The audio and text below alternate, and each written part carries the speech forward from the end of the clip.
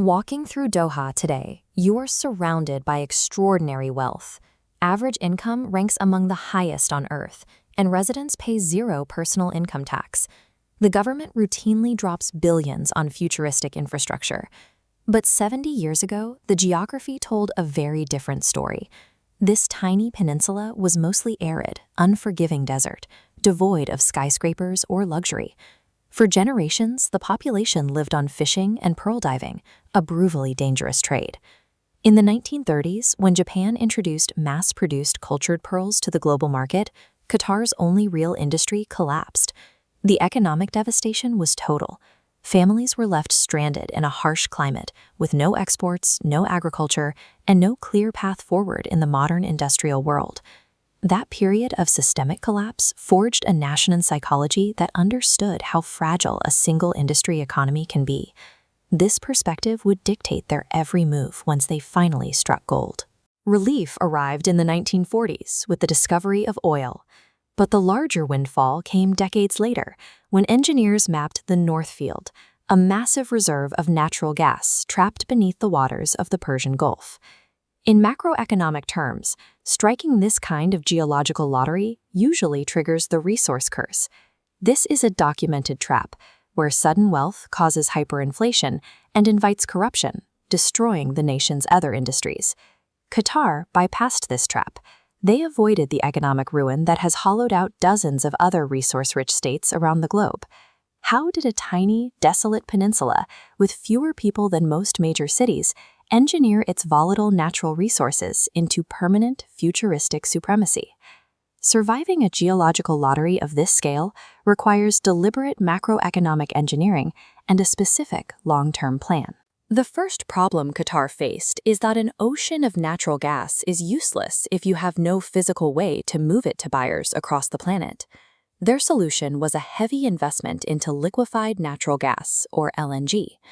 By chilling the raw gas to exactly -162 degrees Celsius, they forced the expanding vapor to condense into a dense liquid. This state change shrinks the volume of the gas by 600 times. Suddenly, it was possible to load millions of cubic meters of energy onto massive cargo ships and sail it to any port on Earth. The financial returns were staggering. Qatar positioned itself as an indispensable energy kingpin, collecting billions in revenue every time one of those ships left the docks.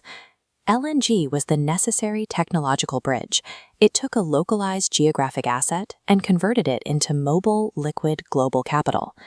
To prevent this revenue from being eroded by inflation, the government established the Qatar Investment Authority, a massive sovereign wealth fund.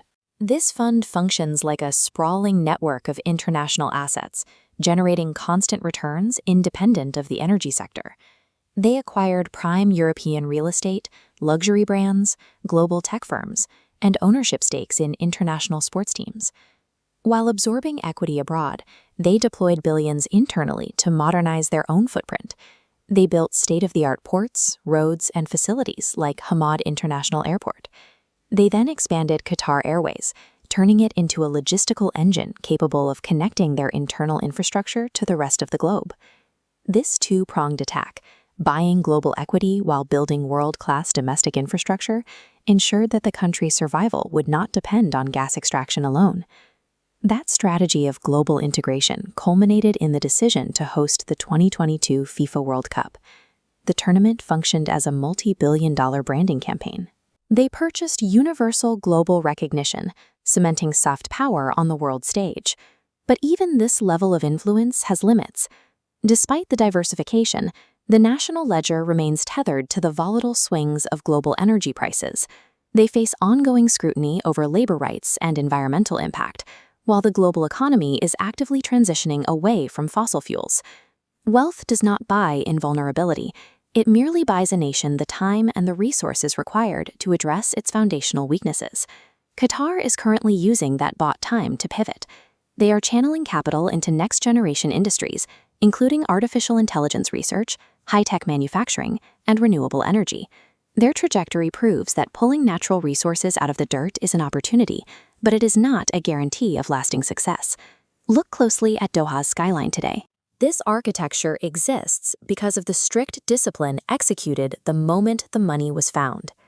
National wealth is measured by a country's capacity to architect a future where the ground it was built on is no longer the primary source of its survival.